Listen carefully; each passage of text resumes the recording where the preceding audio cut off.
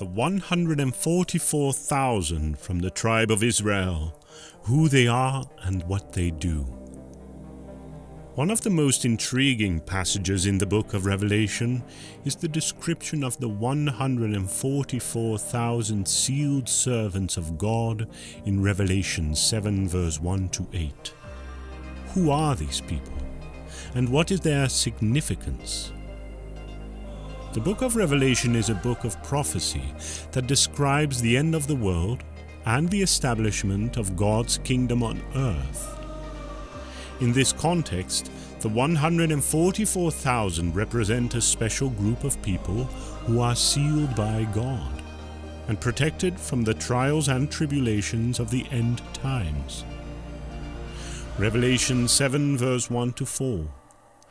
After these things I saw 4 angels standing at the 4 corners of the earth, holding the 4 winds of the earth, that the wind should not blow on the earth, on the sea, or on any tree.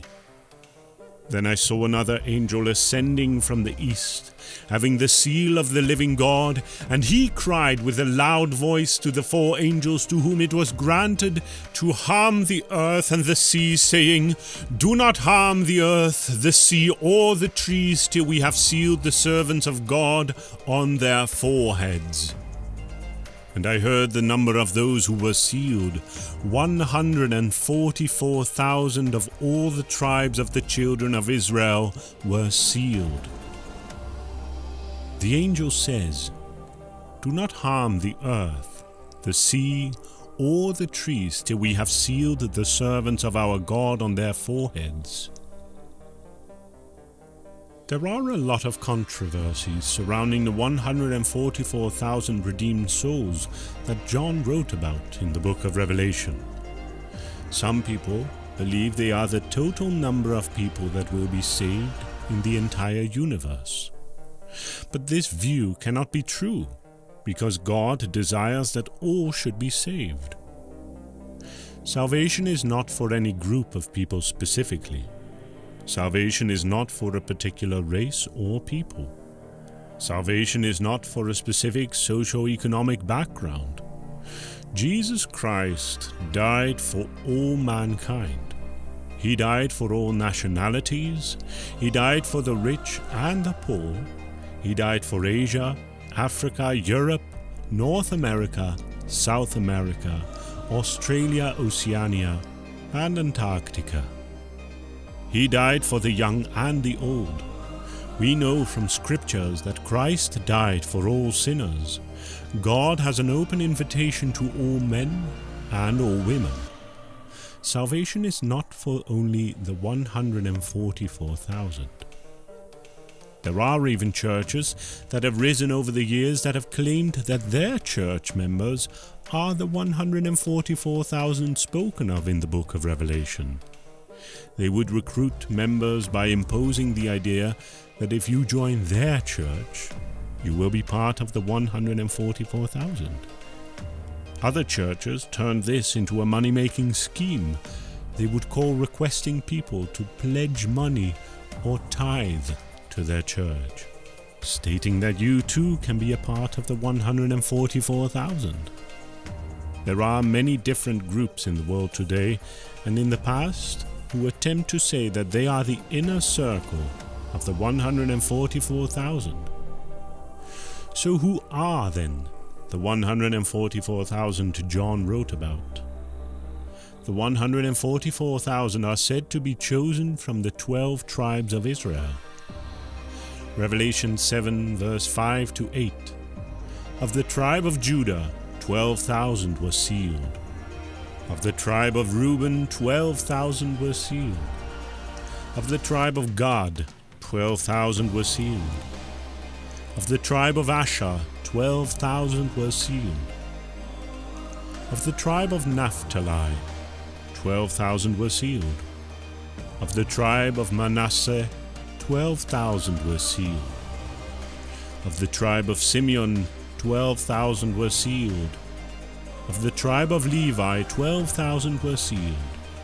Of the tribe of Issachar, 12,000 were sealed. Of the tribe of Zebulun, 12,000 were sealed. Of the tribe of Joseph, 12,000 were sealed. Of the tribe of Benjamin, 12,000 were sealed. You see, the identity of the 144,000 is clearly stated in the Bible. God did not leave any gray areas as to the identity of this select group of people. They are of all the tribes of the children of Israel. Now, something that may stand out to you in this list of tribes is that Manasseh is listed here, but he is actually the son of Joseph. Let me explain. If you remember in Genesis 48, Jacob went down to Joseph in Egypt, after Jacob had thought for decades that his son was dead. To meet his father, Joseph took two of his own sons, Manasseh and Ephraim. Remember, Manasseh is one of the tribes listed in Revelation 7.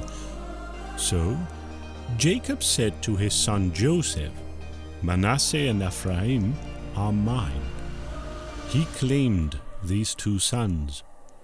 As a result, Manasseh and Ephraim became tribes in Egypt. And as Jacob was about to bless these two sons who he had now claimed, Joseph positioned them intentionally so the older could receive the right-hand blessing, according to custom. Jacob deliberately crossed his hands and put his right hand on Ephraim's head and his left hand on Manasseh's head. This is such an interesting topic for another day, why he chose to bless Ephraim his right hand. Now on the list of 12 tribes, Manasseh is mentioned, but Ephraim is not. That is because in the list, Joseph is representing Ephraim in that list. The descendants of this tribe are here on earth.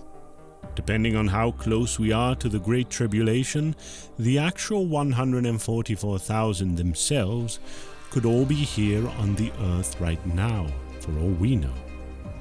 But one thing we do know for sure is that they are here and on earth.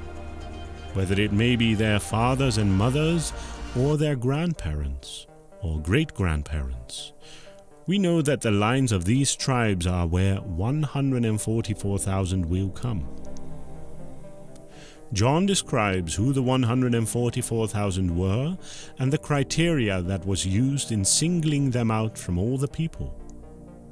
Revelation 14 verse 1 to 5 says, "Then I looked, and there before me was the Lamb, standing on Mount Zion, and with him 144,000 who had his name and his father's name written on their foreheads. And I heard a sound from heaven like the roar of rushing waters and like a loud peal of thunder. The sound I hear was like that of harpists playing their harps.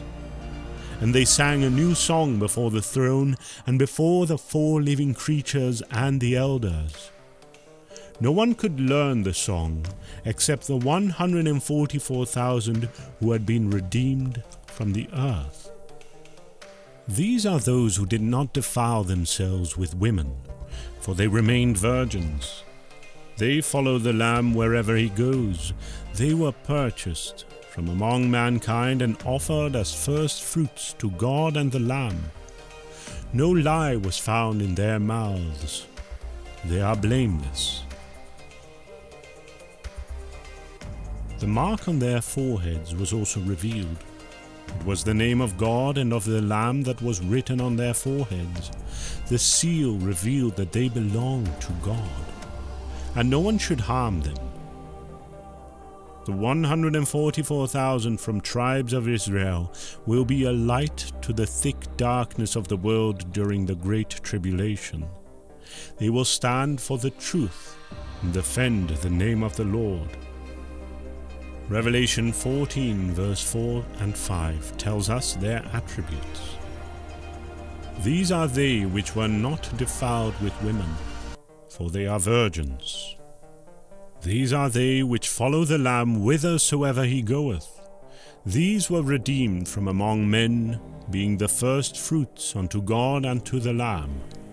And in their mouth was found no guile, for they are without fault before the throne of God. They will portray the holiness of God in a world laden with sinful abominations. They will preach the gospel of Christ in the midst of the Antichrist's hostility without fear of persecution. This proves that no matter how perverse a generation is, God will always have a remnant who will stand for Him. God will always have His preachers. We do not need to be confused about whether it is only the 144,000 that will make heaven, because the Bible does not say so. Revelation 7 verse 9 and 10 further records that there are other multitudes of saints, just immediately after mentioning the 144,000. It says, "After this I behold, and lo, a great multitude which no man could number, of all nations, and kindreds, and people, and tongues, stood before the throne and before the Lamb, clothed with white robes and palms in their hands, and cried with a loud voice, saying, Salvation to our God, which sitteth upon the throne, and unto the Lamb." The 144,000 will lead the entire saints and the host of heaven in a new song to the Lord. So when we get to heaven, all we will do is to sing the praise of the Most High from everlasting to everlasting.